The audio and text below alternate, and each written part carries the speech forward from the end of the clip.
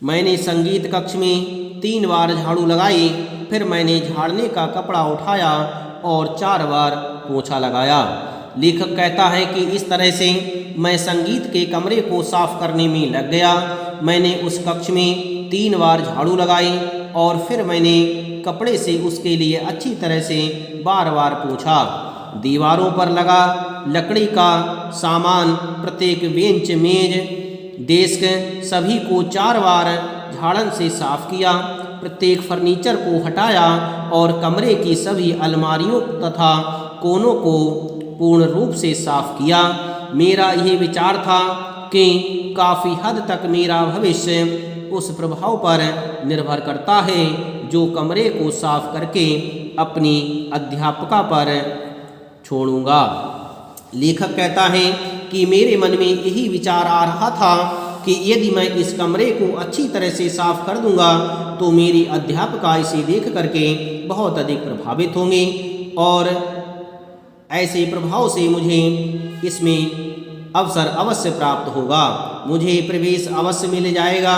यही विचार से मैं बहुत ही मेहनत के साथ उस कमरे को साफ करने में लगा हुआ था।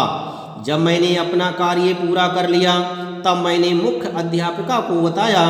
वह अमेरिका के उत्तरी राज्यों में रहने वाली एक महिला थी जो जानती थी कि धूल कहाँ हो सकती है। वह कमरे में गई और फर्श तथा अलमारियों का निरीक्षण किया। फिर उसने रूमाल निकाला और दीवारों के लकड़ी के काम पर, मेज तथा बेंचों पर इसे रगड़ा। जब उसे फर्श या किसी फर्नीचर पर धूल का एक कण भी नहीं मिला तब उसने धीरे से कहा, मेरा विचार है कि तुम्हें भी इस विद्यालय में प्रवेश मिलना चाहिए। इस तरह से उस अध्यापिका ने मुझसे कहा कि मुझे लग रहा है कि अब तुम्हें इस विद्यालय में प्रवेश मिल जाना चाहिए। उस समय मैं इस पृथ्वी पर सबसे प्रसन्न व्यक्तियों में से एक था। अध्यापिका की ऐसी बात को सुनकर के मुझे बहुत अधिक प्रसन्नता हो रही थी। मुझे लग रहा है कि मैं इस पृथ्वी पर बहुत अधिक प्रसन्न हूँ। मुझे वह बात सुनकर के बहुत अधिक प्रसन्नता हुई। कमरे की झाड़ू मेरी विद्यालय की परीक्षा थी। तब से मैंने अनेक परीक्षाएं पास की हैं, किंतु मैंने सदा यह अनुभव किया कि यह सर्वोत्तम परीक्षा थी जो मैंने पास की।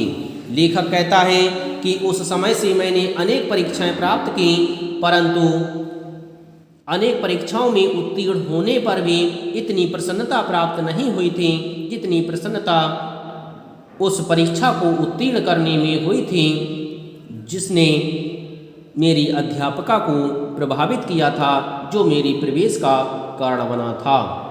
डियर स्टूडेंट्स, इस तरह से मैंने आपको यह चैप्टर अच्छी तरह से पढ़ा दिया। मुझे पूर्ण विश्वास है कि आपने इस चैप्टर को अच्छी तरह से पढ़ा एवं समझा होगा।